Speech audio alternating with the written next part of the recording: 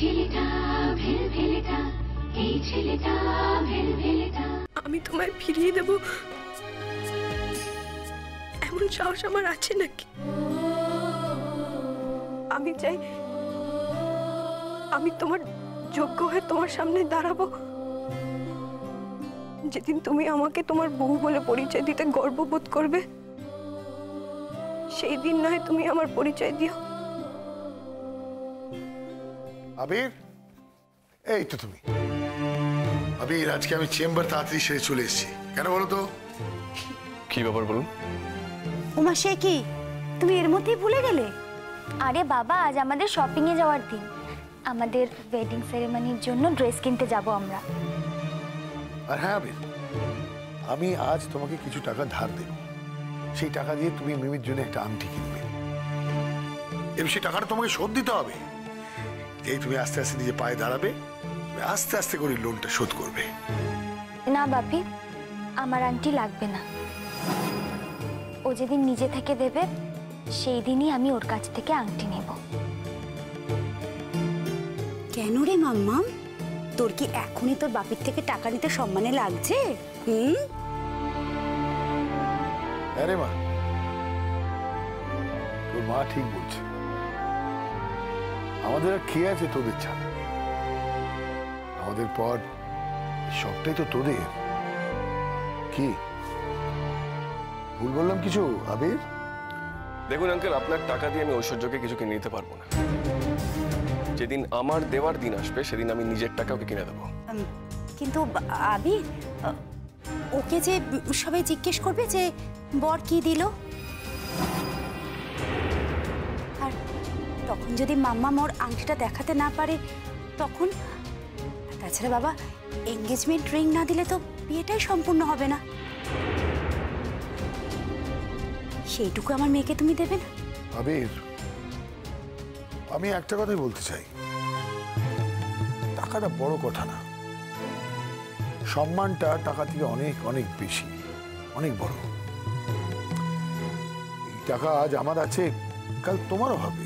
তাই টাকা নিয়ে আমরা কেন কথা বলছি? এখানে সম্মান রক্ষা করাটাই হচ্ছে বড় কথা। আঙ্কেল, কারোর কাছে ধার করা সম্মান নিয়ে আমি বাঁচতে চাই না, কারণ সেই সম্মানটা আমার কাছে সব থেকে বড় অসম্মান। থাক না বাপি, আমার আমার আংটি লাগবে না। ওর যদি নিজের থেকে দেওয়ার ইচ্ছে থাকতো তাহলে তুমি যখন প্রথমবার বললে তখনই ও আমাকে দিতে পারতো। আর আমার তো গয়নার অভাব নেই। মাম্মা আমার জন্য এত গয়না বানিয়েছে, সেগুলোই আমি পরে শেষ করতে পারবো না। ওর দেওয়া একটা সামান্য আংটি আমার না পরলে কি চলবে না? Mimi, Mimi, I am sorry to say, আমি তোমার এই কথায় একমত হতে পারছি না। আমি জানি মাম্মাম তোমার জন্য অনেক সোনা দানা গয়না সবটাই আছে তোমার কাছে, তবে ওর দেওয়া জিনিস তোমার কাছে ইম্পর্টেন্ট হবে না, এই কথাটা আমি মানতে রাজি। হাজব্যান্ড যেটুকুই দেবে, যে গিফট দেবে, সেটা তোমার কাছে সব থেকে প্রিয়, সব থেকে দামি হওয়া উচিত। যাক, এইটা নিয়ে আমরা পরে কথা বলবো। আমি কি কিছুতে এই ফাঁদ থেকে বেরোতে পারবো না? আমি কি করব এখন? প্রত্যেক দিন একটু একটু করে, আরো বেশি করে, আরো গভীর ফাঁদের মধ্যে গিয়ে পড়েছি আমি। আমার তো মনে হচ্ছে এর হাত থেকে বাঁচার আর কোনো উপায় নেই, আর কোনো উপায় নেই।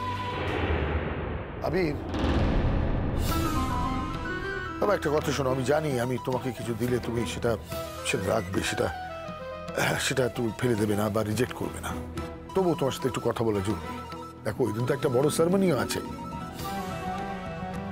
সেখানে অনেক গেস্ট আসবে। আর জামাই যে জামা কাপড় পরে সেটা কিন্তু শ্বশুরমশাই দেয়। নিশ্চয় তাতে তোমার কোনো আপত্তি নেই? আঙ্কেল, আমার কিছু দরকার নেই। সে কি আবি, তুমি তো দেখছি পুরো নিয়মটাই ভাঙতে চাইছো। বুঝেছি, আসলে তোমার বয়সটা তো ছেলে মানুষ, তাই হয়তো বিয়েতে দেখোনি সেভাবে, তাই বুঝতে পারছো না, বা তোমার বাড়ির হয়তো কারোর বিয়ে হয়নি, তাই এরকম একটা অদ্ভুত কথা বলে ফেললে।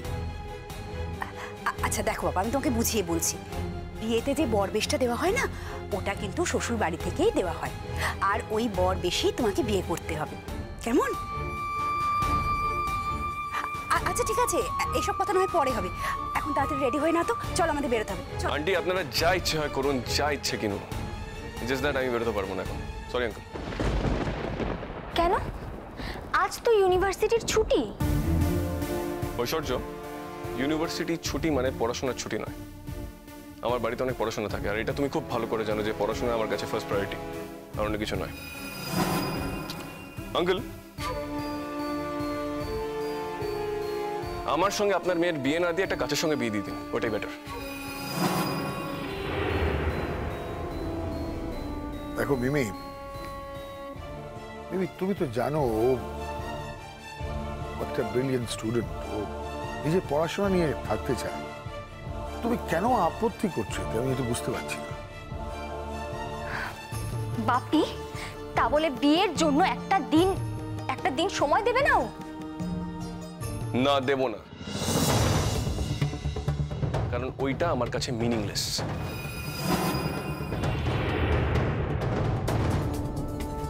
কি এটা তুমি কি বললে আবি? তুমি একটা বিয়ে করতে যাচ্ছ আর সেই দিনটা কি অপমান করছো? বাপি, আমি তোমাকে বলেছিলাম না, ওর মধ্যে দ্বন্দ্ব আছে, ওই বিয়েটাই করতে চায় না।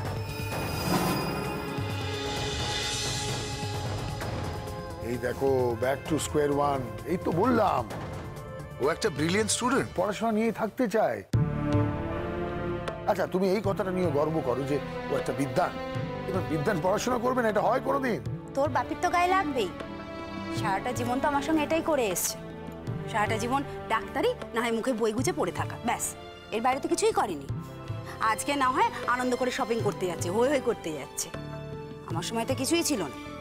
দেখলি মিমি, ঘুরে ফিরে সব দোষ আমার হয়ে গেল, তাই কি? একটা কথা বলি মা, প্রত্যেকটা মানুষের নিজের স্বভাব থাকে, ঠিক যেরকম আবির পড়াশোনা নিয়ে থাকতে চাইতো, আমিও এককালে তাই চাইতাম। এটা চেঞ্জ করতে পারবি? তুই তো জেনেই ওকে ভালোবেসেছিস, তাই না?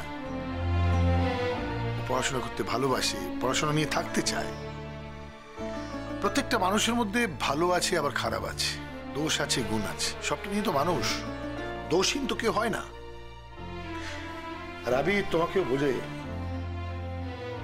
তোমার যেরকম গুণ আছে সেরকম দোষও আছে, সেটা ওকে অ্যাকসেপ্ট করতে হবে। আবার ওর মধ্যে দোষ গুণ দুটোই আছে, সে তোমাকে অ্যাকসেপ্ট করতে হবে। তাই বলছিল বাবা, আমি তো তোমার বাবার মতো, আমি যদি তোমাকে কিছু গিফট করতে চাই সেটা তোমার অ্যাকসেপ্ট করা উচিত, তাতে কোনো ক্ষতি নেই। চলো তৈরি হই, চলো। আমি তৈরি আছি আঙ্কেল। সে কি আবির, তুমি আজকে একটু সাজবে না? কি করবো? লিপস্টিকের গাজর পরবো? তোমার সঙ্গে কথা বলাই তো দেখছি যোগমারি, একটা সহজ কথাকে এত জটিল করে ফেলে। আই এম ফাইন, আমি কোনো কিছু জটিল করি না, আমি ঠিকই আছি। এই যে আবির, তুই কথায় কথায় তো রেগে যাচ্ছ কেন? এই যে ও তো বলছে ফাইন, ও যখন ফাইন বলছে তাহলে ফাইন, চলো চলো। হ্যাঁ আবির, বলছিলাম আজকের দিনটা একটু সাজলে ক্ষতি কি আছে বাবা? দেখো, তুমি যদি সেজে গুজে বেরো তাহলে আমার মেয়েটার ভালো লাগবে না, আর মনে আনন্দ থাকলে মানুষের সাজতে ইচ্ছে করে না, বলো?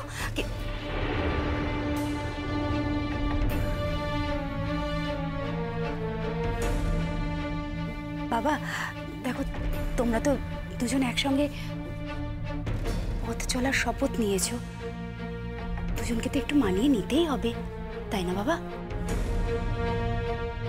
দেখো, দেখেছো আমার মেয়েটা কেমন বাংলার পাঁচ করে মুখটা দাঁড়িয়ে আছে? দেখো, তুমি গেলে ওর একটু ভালো লাগবে। সরি, আমার জন্য জোর করে ওকে কিছু করতে হবে না। ঠিক আছে, আমার জামা চেঞ্জ করে আমার কিছু যায় আসবে না। আপনারা যখন বলছেন তখন আমি চেঞ্জ করে আসছি। বাহ, ভেরি গুড, কি ভালো ছেলে। দেখ মিমি, তুই একবার চাইলি ও ঠিক গিয়ে চেঞ্জ করতে গেল। একটা কথা বলি, তুই তো স্বভাবটা জানি, হ্যাঁ? তারপরে এসব কেন করছিস? ওকে তো ওর ফ্রিডমটা দিতে হবে, নাহলে তো ও দম বন্ধ হয়ে আসবে। এভাবে একটা সম্পর্ক টিকতে পারে না মা। কিন্তু বাপি, ও তো আমার কোনো কথাই শোনে না। তবুও তো সেই কথা জেনেই তুমি ওকে ভালোবেসেছিলে, তাই না? তাহলে তাহলে একটা মানুষ যে নিজের মতন করে থাকতে চাইছে, তাকে তার মতন থাকতে দিতে হবে। ছেলেটারই বা এত অনীহা কিসের আমি বুঝতে পারছি না। কেন বুঝতে পারছো না? ব্যাপারটা তো খুব সিম্পল, এটা বুঝতে পারছো না? ও জীবনে এত বড় সিদ্ধান্ত নিতে চলেছে, সেখানে পাশের পরিবারে কেউ নেই, ও বলতেও পারছে না, জানাতে পারছে না। আর একদিকে ভেবে দেখো তুমি, পুরো জায়গাটা তো আমাদের প্রেশারের জন্য। ও নির্ঘাত ভালো ছেলে বলে আমাদের কথা শুনছে, তাহলে আমরা কি কম প্রেশার দিয়েছি ওর উপরে? সারাদিন বাড়ি যাব বলে অস্থির হয়ে উঠছে। মিমি, এই ধরনের কথা যেন আমি আর না শুনি তোমার মুখে। যে ভঙ্গিতে তুমি বলেছো সেটা আমার কানে লাগছে। একটা ছেলে যদি মা বাবা করে অস্থির হয়, তাতে ক্ষতিটা কোথায়? তুমি হও না? প্লিজ প্লিজ এই ধরনের কথা আর তুমি বলবে না।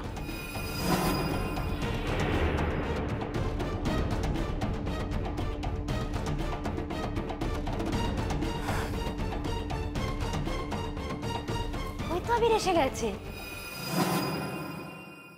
এই দেখো কি ভালো লাগছে আবিরকে দেখতে, না? খুব ভালো লাগছে বাবা।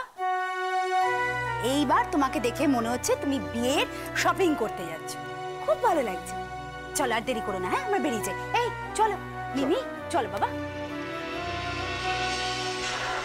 আমাকে দিন দিন পুতুল বানানো হচ্ছে। আমি একটা পুতুলের মতন আচরণ করে যাচ্ছি। আমার কোনো ইচ্ছে অনিচ্ছের দাম নেই। আমার সুতোটা প্রত্যেকের হাতে ধরা আছে। তারা যেভাবে নাচাচ্ছে আমি সেইভাবেই নাচছি। এই জীবনটা ক্রমশ আমার কাছে অর্থহীন হয়ে যাচ্ছে, অথচ আমার হাতে বিকল্প উপায় নেই। কিচ্ছু করার নেই আমার।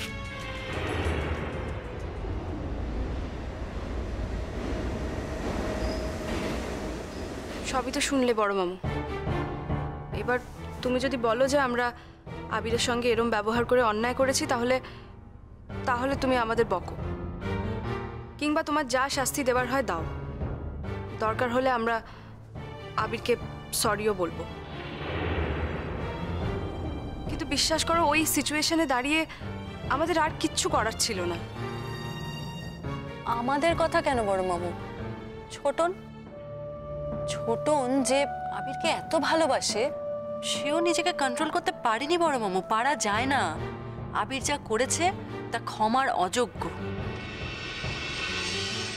আমি কিছুটা শুনেছি আর কিছুটা আন্দাজ করেছিলাম, তো ব্যাপারটা যে এই পর্যায়ে পৌঁছতে পারে তা আমি ভাবতে পারিনি।